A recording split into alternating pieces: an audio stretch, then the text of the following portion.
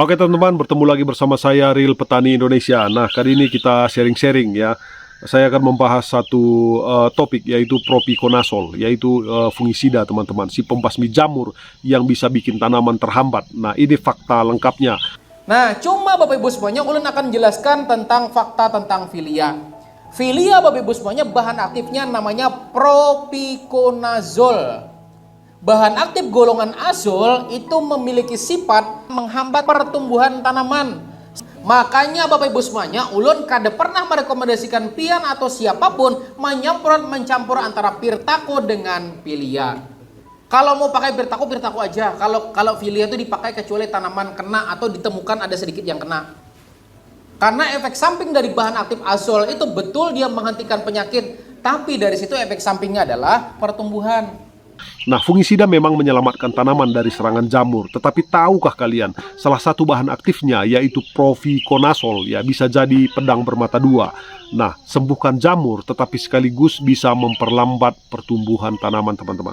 Dan saya pernah mengalaminya itu waktu saya menanam cabai rawit ya teman-teman.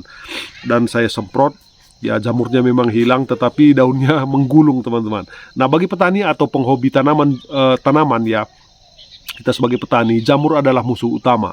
Tanaman yang awalnya segar bisa tiba-tiba layu, bercak-bercak atau busuk karena infeksi jamur. Nah, disinilah fungsi fungisida seperti propiconazole berperan penting. Nah, namun meski terbukti ampuh, penggunaannya tidak boleh sembarangan. Nah, sebelumnya mari kita membahas apa itu propiconazole. Nah, propiconazole ini adalah bahan aktif yang tergolong fungisida sistemik dari golongan triazole ya. Artinya zat ini bisa masuk ke dalam jaringan tanaman dan bekerja dari dalam untuk menghentikan pertumbuhan jamur. Nah, cara kerjanya yaitu dengan menghambat biosintesis ergosterol ya, komponen penting dalam dinding sel jamur teman-teman. Tanpa ergosterol ini, jamur tidak bisa membentuk struktur selnya, lalu mati atau tidak berkembang lebih lanjut. Dan ini efektif sebenarnya teman-teman kalau digunakan dengan tepat ya. Memang nanti ciri-cirinya itu daun dari cabai itu agak mengkerut teman-teman.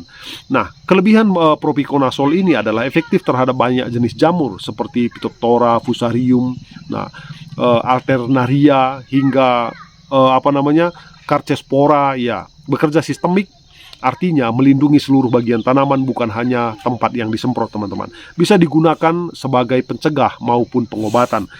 Tetapi ada efek sampingnya ya. Meskipun ampuh, propiconazole bukan tanpa resiko. Salah satu efek samping yang sering diperlihatkan adalah menghambat pertumbuhan tanaman itu sendiri teman-teman. Nah, mengapa bisa begitu? Karena zat aktif ini masuk ke jaringan tanaman dan mempengaruhi metabolisme di dalamnya. Nah, jika digunakan terlalu sering atau dengan dosis berlebihan, tanaman bisa pertumbuhannya melambat, daun terlihat kaku dan pucat, akar menjadi kurang aktif. Nah, produktivitasnya pun akan menurun teman-teman. Terus bagaimana solusinya ya? Yang pertama yaitu gunakan sesuai dosis ya. Jangan pernah menambahkan dosis hanya karena ingin efeknya lebih cepat. Nah, ini akan berakibat fatal teman-teman. Yang kedua, bukan hanya saat diperlukan, hindari penyemprotan rutin jika tidak ada gejala serangan jamur. Nah, yang ketiga, campur dengan zat pendukung pertumbuhan, misalnya JPT ya teman-teman. Terus yang keempat, rotasi dengan fungisida lain. Nah, saya juga menggunakan seperti itu. Jadi kesimpulannya, propiconazole adalah senjata ampuh untuk melawan jamur, tetapi layaknya obat keras harus digunakan dengan bijak. Mengobati satu masalah, jangan sampai menimbulkan masalah baru teman-teman. Nah, terus bagaimana dengan pengalaman kalian? Kasih di kolom komentar.